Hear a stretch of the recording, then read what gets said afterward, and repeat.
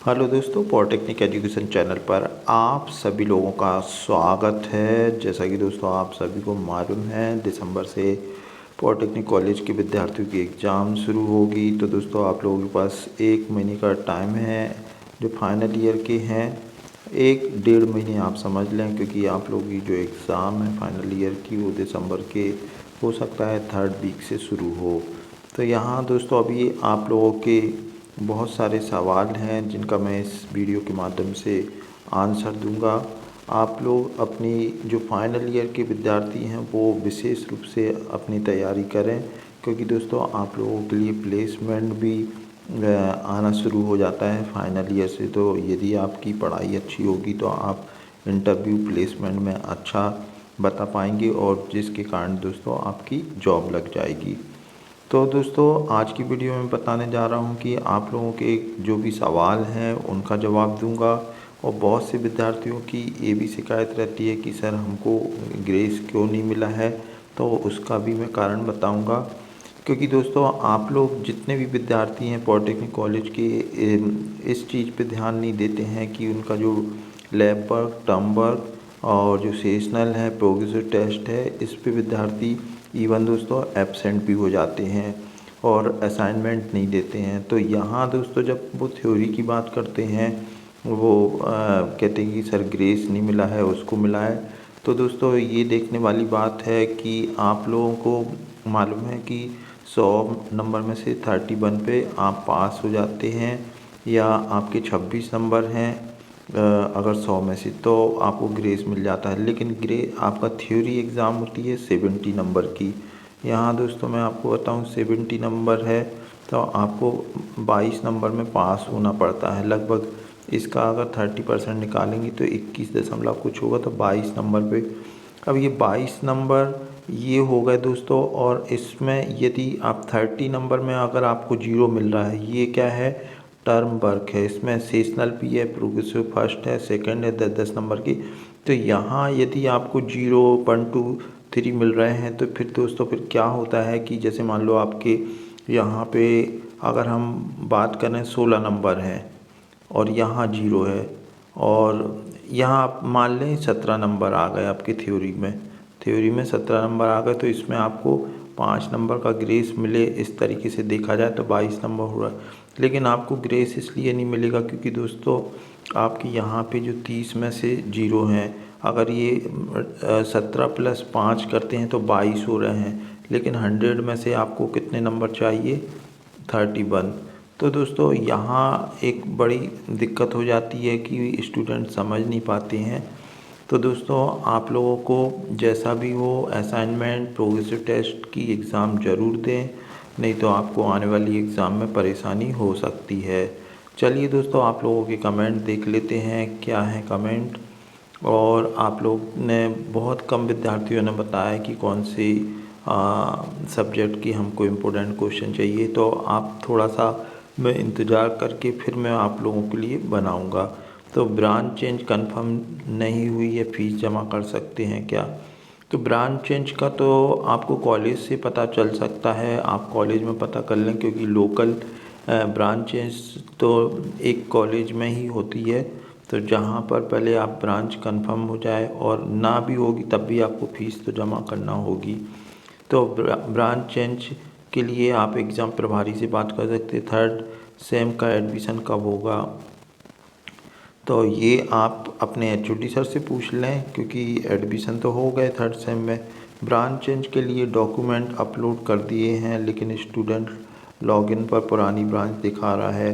तो यहाँ दोस्तों जितने भी प्रिंसिपल हैं वो ब्रांच जिन विद्यार्थियों ने चेंज करवाई है उसको कॉलेज अपने लॉगिन से जाकर RGPU डिप्लोमा पर अपडेट करेगा, तभी आपकी ब्रांच फिर जो आपकी चेंज हुई है वो हो जाएगी।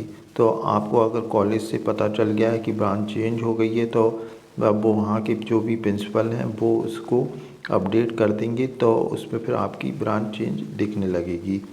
सर मैकेनिकल से करने के लिए कौन सा कॉलेज बेस्ट है कैंपस के लिए? तो इसके लिए दोस्तों बेस्ट कॉलेज कैंपस के लिए भोपाल है, उज्जैन है, जबलपुर, जितने भी बड़े पॉलिटेक्निक कॉलेज हैं वहाँ पर नॉर्मली प्लेसमेंट अच्छे आते हैं। तो आप किसी भी कॉलेज से कर सकते हैं, आपको मिल जाएगा। ये आपके ऊपर डिपेंड करता है, अगर आप अच्छे से पढ़ाई करेंगे तो किसी भी कॉलेज में होंगे प्लेसमेंट आपको मिल जाएगा।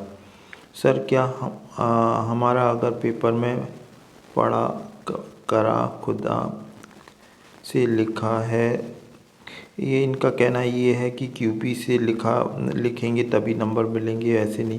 तो ऐसा कुछ भी नहीं है, आप अपने मन से भी लिख सकते हैं, लेकिन उससे रिलेटेड होना चाहिए और सही होना चाहिए। और साथ ही साथ में हर एक आप आंसर लिख रहे हैं तो डायग्राम ज़रूर बनाएं, या फार्मूले लिख लें, या फ्लो चार्ट बना दें, जो भी उसमें ज़रूरत है। आप डायग्राम के माध्यम से अगर कोई आंसर देते हैं तो उससे आपको नंबर अच्छे मिलेंगे। और जो लिखा हुआ है मैं आपको बता दूं, कोई टीचर नहीं पढ़ता है, क्योंकि इतना टाइम नहीं रहता है कि वो आपकी कॉपी को पढ़े। हाँ, लेकिन आपने डायग्राम बनाया है तो कुछ सेकंडों में जैसे ही वो पेज पलटेगा वो दिख जाएगा, और आपने राइट बनाया है तो फिर आपको नंबर मिल जाएंगे। सर मैं बहुत परेशान हूँ, मेरा 16 नंबर मशीन ड्राइंग में है और चैलेंज का फॉर्म फिल नहीं हो रहा है, ग्रेस लगाकर मैं पास किए नहीं रहा। तो यहाँ दोस्तों ये जो प्रॉब्लम है इनकी 16 नंबर, तो अब इनको ये पता करना होगा कि टर्म वर्क में ऐसा तो नहीं इन्होंने प्रोग्रेसिव टेस्ट फर्स्ट सेकंड और असाइनमेंट जमा नहीं किया हो। तो 16 में से 16 नंबर हैं, तब भी 22 नंबर में पास होते हैं, तो 5 नंबर का ग्रेस 16 और 4 20 21 ही नंबर हो रहे हैं। तो आपको ग्रेस कैसे मिलेगा, क्योंकि 31% आपके होना चाहिए। तो 70 में से कम 22 नंबर में आप पास होते हैं तो आपको ग्रेस नहीं मिलेगा। अगर हम थ्योरी की बात कर लें तो sir micro controller application subject का देखेंगे दोस्तों, अगर मेरे पास होगा तो मैं ज़रूर आप लोगों के लिए क्वेश्चन बना के दूंगा। रिवैल्यूएशन का रिजल्ट तो अब ये नवंबर दिसंबर में आने की संभावना है। सर छात्रवृत्ति के फॉर्म कब से शुरू होंगे, तो ये आप फर्स्ट ईयर में, सेकेंड ईयर, फाइनल ईयर, पहले ये आप ज़रूर बताएं, क्योंकि उसी से कंफर्म होता है, क्योंकि फर्स्ट ईयर के अलग स्कॉलरशिप के फॉर्म भरते हैं, सेकेंड ईयर के अलग। और अभी तो सभी के लगभग भरे जा चुके हैं स्कॉलरशिप के फॉर्म। आपका कौन से सेमेस्टर में है आप ज़रूर बताएं। 5th सेमेस्टर का प्लेसमेंट अटेंड कर सकते हैं। यदि आप फाइनल ईयर में हैं तो आप प्लेसमेंट ज़रूर अटेंड कर सकते हो। इंडस्ट्रियल इंजीनियरिंग क्वालिटी कंट्रोल तो ठीक है दोस्तों, यहाँ ये डेट चेंज का बोल रहे हैं तो ये आपके ऊपर डिपेंड है। 8 दिन का है, मामूली सा अंतर है, लेकिन आप करवा लें तो अच्छी बात है, और नहीं करवाएं तो ये आपके ऊपर डिपेंड है, क्योंकि 2008 और मई भी है, मात्र 8 दिन का अंतर दिख रहा है। तो ये आपके ऊपर डिपेंड है कि अगर आपको डेट ऑफ बर्थ चेंज करवाना है तो वो पूरा फॉर्मेट जो मैंने एक प्लेलिस्ट में जाइए, आप वो देख लें कि कैसे करेक्शन करवाना है। डेट ऑफ बर्थ का 500 रुपये भी लगेंगे, इसमें बहुत सारी चीज़ें हैं। सर डिप्लोमा फाइनल ईयर के टाइम टेबल कब आएगा, तो दिसंबर के माह में आ जाएगा। सर डायग्राम से आंसर देना पर और नंबर कट लिए जाते हैं, ऐसा नहीं है जैसा आप सोच रहे हैं, क्योंकि डायग्राम अगर आपने सही बनाया है, गलत बनाया हो तो उसकी बात अलग है। आपको डायग्राम, फार्मूले, flow diagram, line diagram, graph के माध्यम से ये आंसर आपको देना है, इसी से आपको अच्छे नंबर मिलेंगे। हो सकता है आपके साथ कुछ गड़बड़ हो गई हो, लेकिन जहाँ तक मेरा बहुत सालों का अनुभव है, आप ऐसा करिए। अब ये पेपर का ज़रूर मैं कह सकता हूँ कि 50% कभी आ भी सकता है, नहीं है कोई नियम नहीं है, लेकिन नॉर्मली जो भी पेपर वैल्यूटर के पास आता है उससे वो सिलेक्ट कर लेता है।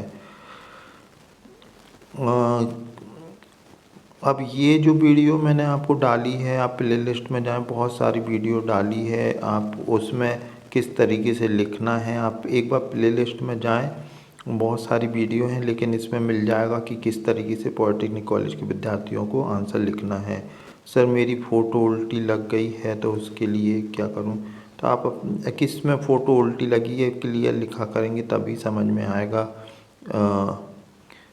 और आप चाहें तो अपने एग्ज़ाम प्रभारी से बात कर लें उस बारे में। तो चलिए दोस्तों, अगले वीडियो में मिलते हैं, तब तक के लिए नमस्कार।